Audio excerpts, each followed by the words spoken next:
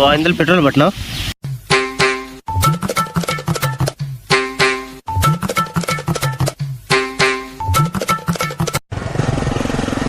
అంతా ఓకేనా? అంతా ఓకే. నోట్ నెంబర్ ఎంత? 40 E okay 96 okay 97 okay 20. Okay మామా. 500 పెట్రోల్ కొట్టు.